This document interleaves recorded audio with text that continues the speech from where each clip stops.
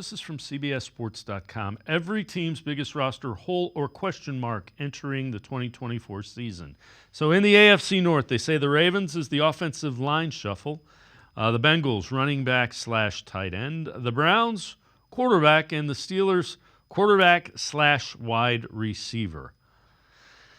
Yeah, I can see that. You know, we've kind of talked about that with the Browns as far as what are you going to get with Deshaun Watson. I don't think an offensive line shuffle is something you want to deal with. Running back tends to make me think you're going to be one-dimensional. And if you're talking about quarterback and wide receiver, you're definitely one-dimensional. You're running the football, being the Steelers.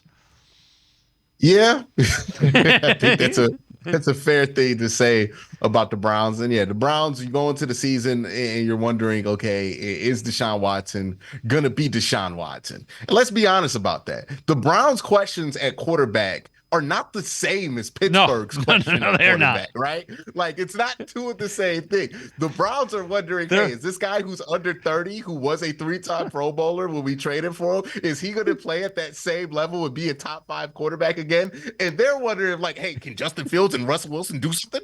Like those are two different worries at the quarterback position. First world problems versus third world problems. Are we going to have electricity at our quarterback, or can we have the Taj Mahal light up?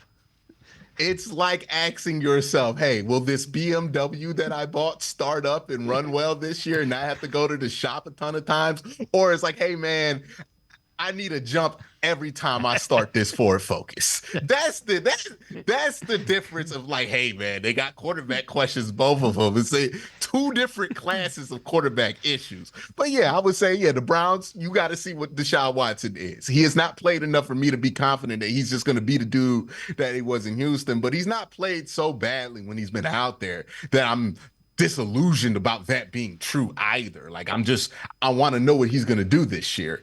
Offensive line is something that I would throw in there for the Browns. Like it's a slight concern because I am a little bit concerned about what a new offense and this offensive line being in the state that it's going to be in.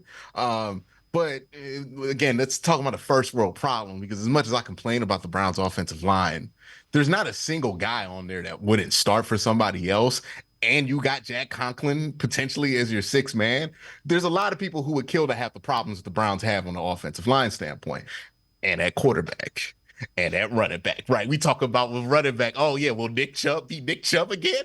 Like the Browns' problems are considerably less depressing than they were 10 years ago. Like if you just compare it to what the roster looked like 10 years ago, it was like, hey man, we gonna start Johnny again? This is a different world that we living in. Yeah, I'm with you.